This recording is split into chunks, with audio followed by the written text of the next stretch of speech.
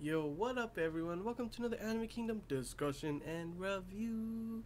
This one is on episode 8 of Juuou Mujin no Fafnir. And this episode it was actually really interesting because we got a lot of backstory in this one. It starts off pretty much we see like it's Mitsuki's memory and we see pretty much Miyako. And for those of you you should know obviously if you've been watching, but Miyako is the girl that ends up turning into a dragon pretty much. And Mitsuki had to kill her, and that's what Lisa is mad at her and everything for. And this episode is pretty much mostly about that. We get a little bit of oh yeah, the big thing is that's happening in the next coming episodes that they show in this one is that the red basilisk is on the move, and it's of course coming for Tyr. And the thing about this one, this dragon that's really dangerous, is that its eyes it like turn like red laser beam kind of thing. It turns like things pretty much frozen, things to like ice, or I think they said salt and stuff like that, or something like that. It freezes, and they don't want that to happen to Midgar, so they're moving to this other island somewhere else where they could take it out there without having Midgar in danger and everything. So everyone's going on a boat and everything, and we get a little bit about mostly this so far has been all about Mitsuki, Tyr, Yu, Edis, and we get a little bit of Lisa and stuff. But none of the other girls really, right? This one we got a little bit more on Fideo, and she's the girl who's always reading a book and stuff. And it was pretty interesting to see her. She wants to be a writer and write a book one day, and she's like pretty much teasing you a lot. And you have this encounter and everything. It's pretty cute and funny, all at the same time. And it was a pretty funny thing to watch. Another thing that happens, of course, during this travels, Mitsuki and Lisa are all arguing still yet, pretty much over what happened before. Plus, I forgot to mention that since some people are hurt, like Lisa, they brought in another student that's not from their class, and of course that student, as we've seen before, is Hanoka.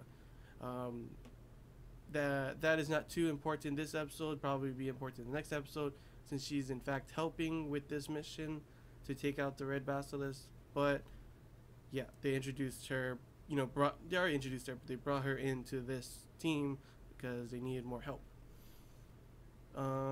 Pretty much this episode has you trying to get Mitsuki and Lisa to work it out, and because then it's not good to have them fighting and stuff. Yeah, sure, maybe they'll be able to still work, do the plan and everything, but it's not good to have that kind of tension between each other.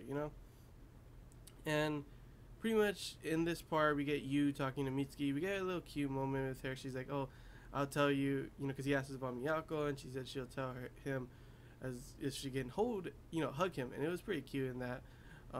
Pretty much she pretty much tells the whole story and how she met Miyako. And Miyako is of course the sister of their teacher. What's her name? Shinomiya Haruka the sensei, and pretty much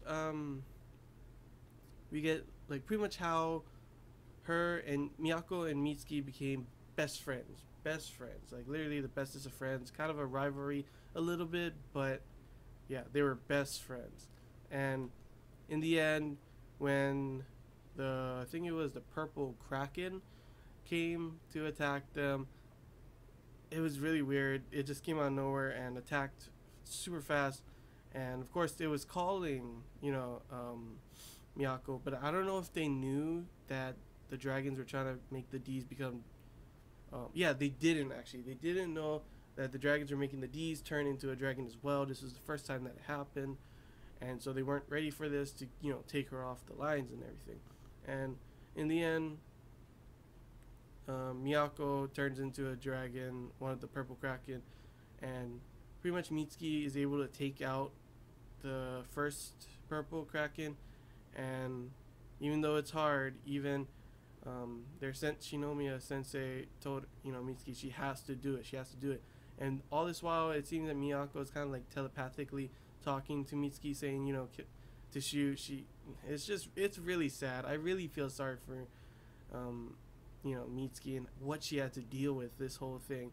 And of course, Lisa felt the same way. She was really close to Miyako too. And in the end of this episode, they do work it out. Mitsuki finally asks for forgiveness, and Lisa's finally gonna, she's gonna give her like, some way to forgive her. But yeah, and we get a little bit of that Lisa, and you know, she obviously has feelings for you as well. And yeah, that's pretty much the end of the episode, showing them about to get to the volcanic island.